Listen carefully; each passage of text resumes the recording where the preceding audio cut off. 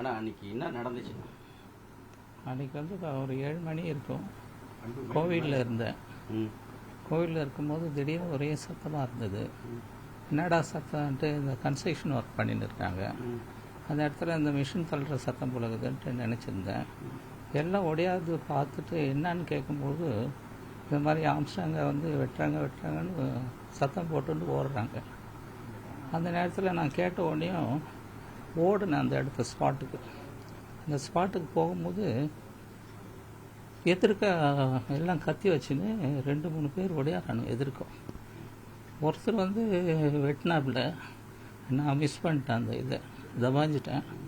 இன்னொருத்தரை வந்து தபாஞ்சி எழுந்த உடனே இன்னொருத்தர் வெட்டினார் என்ன. நான் அப்படியே குனிஞ்சிட்டு ஓடும்போது வேட்டி கட்டிகிட்டு இருக்கும்போது தடிக்க விழுந்த பாருங்க. என்ன வந்து 3வது நபராக வரும்போது அவர் என்ன தலையில் வெட்டிட்டாருங்க. வெட்டிட்டு கீழே விழுந்த உடனே முதுகில் ஒருத்தர் வெட்டு போட்டார்.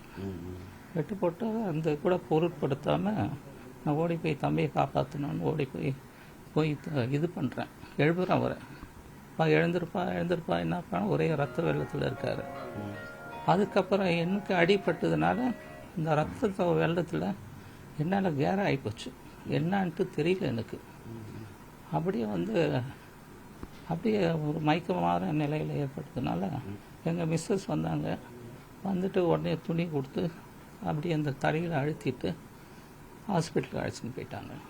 அவர் அந்த டைமில் பேசினாரா? உடனே அந்த மூச்சு விட்டு இருந்ததில் மூணு சத்தம் கேட்டது, அவ்வளோதான்.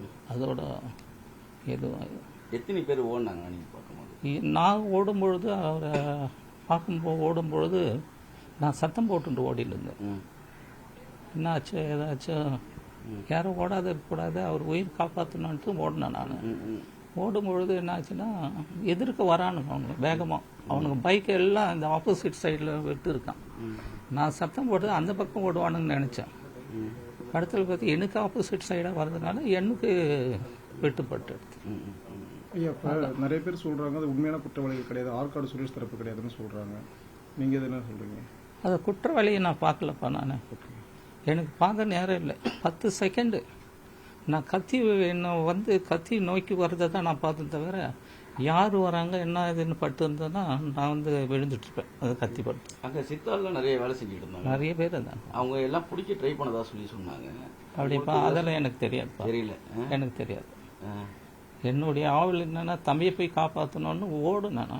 ஓடி போய் மேலே விழுந்து பிடிச்சிடலான்னு அந்த நோக்கத்தில் தான் நான் ஓடினேன்.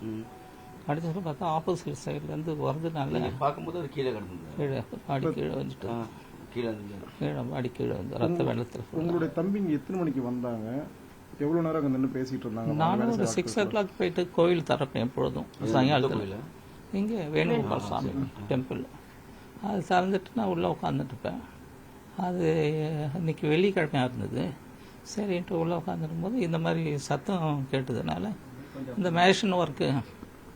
மேஷன் ஒர்க்குனால அந்த சத்தம் போடுறது நமக்கு. அதனால் சத்தம் போடுறான்னு பார்த்தா அப்புறம் இந்த சத்தம் கேட்கவோ தம்பியை வெட்டுறான்னு ஒன்றே ஆம்ஸ்டாங்க வெட்டுறாங்கன்னு ஒன்றே ஓட ஆரம்பிச்சதுனால எதிர்நீச்சலில் அவனுங்க கத்தி எடுத்துன்னு ஓடியாடுறானுங்க. ஒவ்வொருத்தனும் எதில் வரவங்க எல்லாருமே வெட்ட ஆரம்பிக்கிறாங்க. எல்லாரையும் வெட்டாங்க. யாரும் எதிர்க்க எல்லாம் ஓடிட்டாங்க. நான் தான் எதிர்நீச்சல் ஓடுறேன். சரி கொஞ்சத்தில் வெட்டுப்பட்டா கூட காப்பாற்றிடலாம் அந்த நோக்கத்தில் நான் ஓடுறேன். அந்த வெறியில் என்னடா இது மாதிரி ஆயிடுச்சு, எல்லாம் ஓடிட்டானுங்களே, தம்பி தனியாக இருக்கிறேன்னு ஓடி போய் விழுந்துடலாம் மேலேன்ட்டு ஓடுறேன். நான் ஓடுறதுக்குள்ளே என் மேலே காத்தி பாயுது. அதுதான் எதையும் கவனிக்கப்பா. இந்த கத்தியை தான் நான் பார்த்தேன் தவிர கத்தியை நம்ம மேலே வர்றதே அதை தான் நான் மிஸ் பண்ணேன். ஆமாம். நீங்கள் தான் புகார் கொடுத்துருக்கீங்களா காவல்துறை? காவல்துறை என்ன புகார் கொடுத்துருக்கீங்க? என்ன ஒரு நடவடிக்கை யாருன்னு தெரியாது, எதுப்பா நம்ம கொடுக்க முடியும்.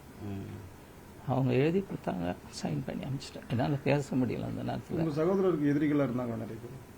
அது மாதிரி எனக்கு ஒன்றும் தெரியலப்பா. அவர் எதிரிகை இருந்தால் அவர் தனியாக தனியாக போகிறதெல்லாம் இருக்க மாட்டார்லப்பா. அது மாதிரி இருந்துக்கு கிடையாது, வாய்ப்பு இருக்காது. எப்பவுமே அவர் கூட ஆதரவாளர் இருப்பாங்களே.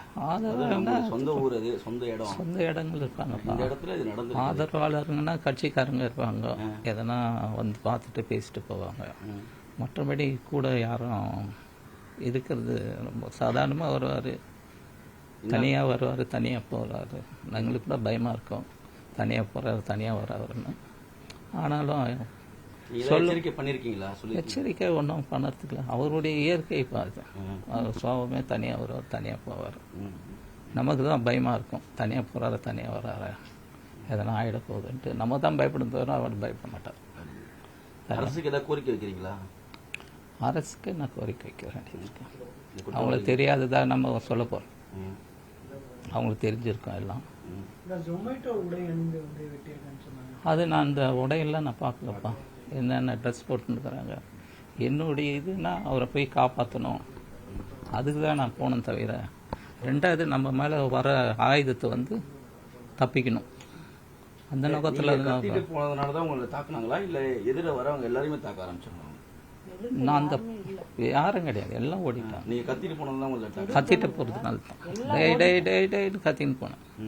கத்தின்னு போகும்போது விட்டுட்டு ஓடிடுவாங்கன்ட்டு அந்த நோக்கத்தில் நான் போனேன்.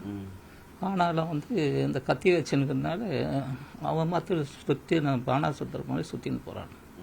தெரு ஜனங்களும் யாரும் இல்லை.